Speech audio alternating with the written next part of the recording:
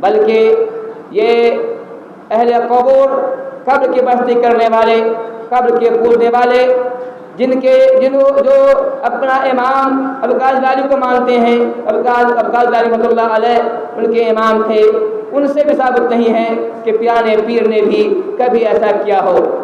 بلکہ ہم آگے بڑھتے ہیں تو ہندوستان کے اندر تو خواجہ اجمیری رحمۃ اللہ علیہ ہیں، ان سے بھی بات ثابت نہیں ہے کہ انہیں میلاد منایا ہو۔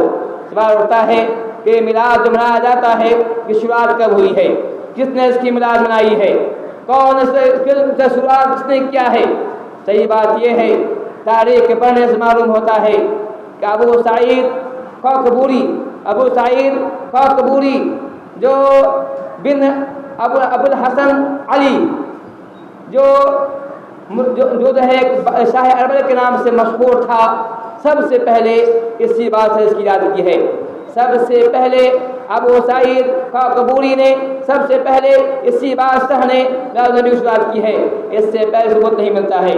ابو سعید خاکبوری اس کا بانی ہے، جس کا انتقال جو ہے 330 ہجری میں ہوا ہے۔ 330 ہجری میں یہ بادشاہ مرا ہے۔ یہ بادشاہ شیعہ تھا، یہ بادشاہ شیعہ تھا، اور شیعہ کے بارے میں اتفاق ہے کہ شیعہ جو ہے دین سے خارج ہے، اسلام سے خارج ہے، وہ کافر ہے۔ سب سے پہلے اسی شیعہ بادشاہ ابو سعید خاکبوری جو شاہ اربل کے نام سے مشہور تھا، جو موصل کا بادشاہ تھا، اسی بادشاہ نے سب سے پہلے یہ جشن میلاد النبی کی شروعات کی ہے، جو آج ہمارے یہاں ایک طائفہ ہے جو 12 تاریخ کو پورے شہر کا گشت کرتا ہے اور پورے شہر کے اندر جو ہے پورے شہر میں گھومتا ہے، اس طرح سے بتانا چاہتا ہے کہ نبی سے محبت، نبی سے پیار ہے۔ سب سے پہلے اسی بات سے اس کی شروعات کی ہے۔ اس زمانے میں ایک مولوی جس کا نام ملا عمر تھا، جو دہلا کلبی کے نام سے مشہور ہے، اس مولوی نے اس کی تائید میں کتاب لکھی تھی، فتوے دیے تھے، اور ساتھ میں اس نے اس بادشاہ سے انعام پایا تھا۔ سب سے پہلے اسی بادشاہ نے شروعات کی ہے۔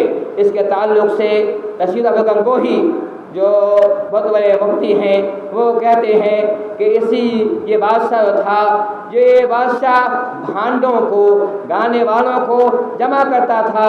یہ بھانڈے یہ گانے والے آتے تھے، اور یہ جو آلات طرب یعنی گانے کے جو آلات ہوتے ہیں اس سے خود گاتا تھا اور گانا سنا کرتا تھا۔ اور یہ لکھتے ہیں کہ یہ بادشاہ جو ہے سفر کے مہینے سے ہی تیاری کرتا تھا، اور یہ بادشاہ جو 18 قبے بنا کرتا تھا، ہر قبے کے اندر 5 بم ہوا کرتی تھی، لکڑی کے 18 قبے بنا کرتا تھا، ہر قبے میں 5 درجے ہوا کرتے تھے، اور اس طرح سے بہت ہی اہتمام سے تیاری کرتا تھا۔ اور انہوں نے لکھا ہے کہ یہ بادشاہ جو تھا خود اس کی زیارت کرتا تھا، اس کی زیارت کرنے کے لیے پورے شہر سے لوگ آتے تھے۔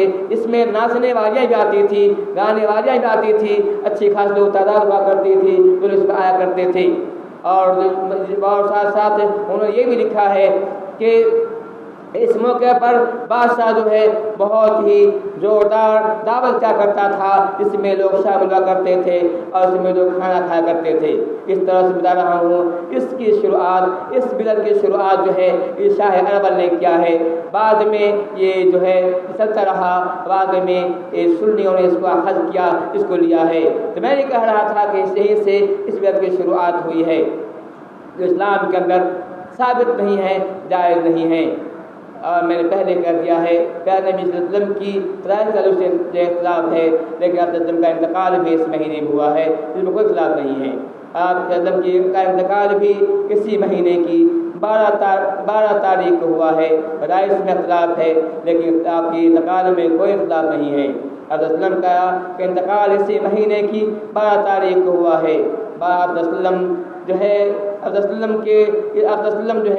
اپنے کچھ دن پہلے سے ہی آپ صلی اللہ علیہ وسلم کے کچھ آثار ظاہر ہو رہے تھے کہ آپ صلی اللہ علیہ وسلم کے یہ آخری ایام چل رہے ہیں۔ آپ صلی اللہ علیہ وسلم کا معمول ہوا کرتا تھا، آپ صلی اللہ علیہ وسلم ہر سال ماہ رمضان میں 10 روز اعتکاف کیا کرتے تھے، لیکن سال کا انتقال ہوا ہے، آپ صلی اللہ علیہ وسلم نے اس سال 20 دن اعتکاف کیا تھا۔